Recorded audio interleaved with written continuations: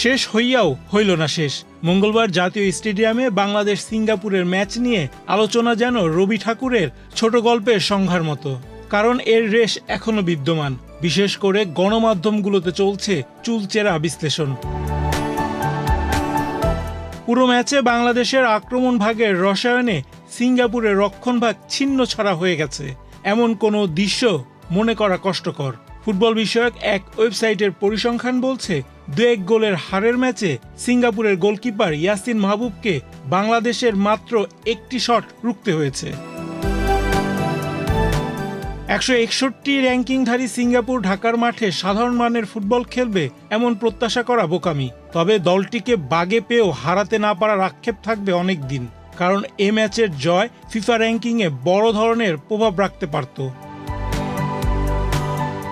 সাধারণত সিঙ্গাপুর আক্রমণাত্মক ফুটবল খেলে অভ্যস্ত, তবে ঢাকার দুর্বিসহ গরম ও বৃষ্টি ভেজা ভারী মাঠের জন্য আক্রমণাত্মক কৌশলের পরিবর্তে সাবধানী ফুটবল খেলে দলটি।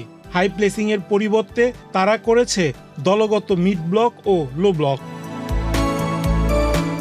প্রথাগত কোনো উইঙ্গারের বদলে দুটি লাইনে 5 মিডফিল্ডার খেলিয়ে মিডল করিডোরে গোলের দরজা বন্ধ করে দেন সিঙ্গাপুরের জাপানি কোচ। উদ্দেশ্য পরিষ্কার, চরম গরমে প্রতিপক্ষে পায়ে বল থাকা অবস্থায় বলের পেছনে বেশি দৌড়ঝাঁপ না করা, আর বল নিজেদের দখলে আসলে কার্যকারী ফুটবল খেলা।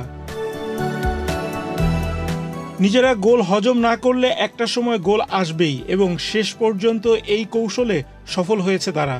সাধারণত এই ট্যাকটিক্সের পাল্টা স্ট্র্যাটেজি হলো মাঝ মাঠে ট্রাফিক জ্যাম কাটা আর উইংয়ে খেলা ছড়িয়ে দেওয়া।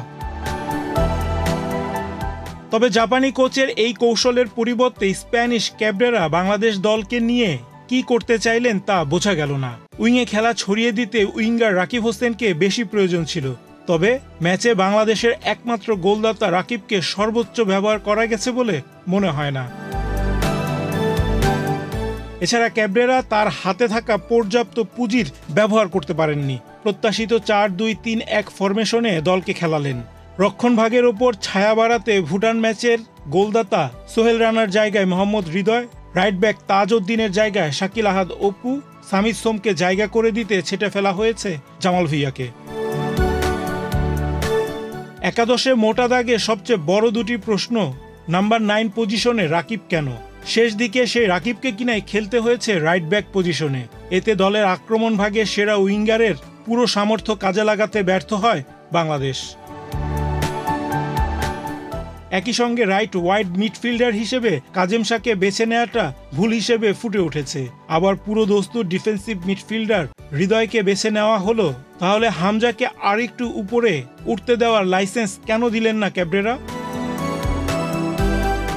আর দুটি গোল হজমে বিশেষ করে বাংলাদেশের ডিফেন্ডাররা যে ভুল করলেন তার সমাধান এ পর্যায়ে এসে কোনো কোচের হাতে থাকে না। বাংলাদেশের ডিফেন্ডাররা অফ দ্য বল মার্কিং করতে জানেন না, এটা যে কোনো বিদেশি কোচ এলেই প্রথমে বলেন। তবে আন্তর্জাতিক লেভেলে এসে এই বিষয়গুলো তো আর তপু সাদদের শেখানোর সুযোগ নেই। তাই চরম উত্তেজনার পারদ ছড়ানোর ম্যাচটি শেষ পর্যন্ত শেষ হলো গোজামিলের মধ্য দিয়ে। রায়হান রাসেল, বাংলাদেশ প্রতিদিন।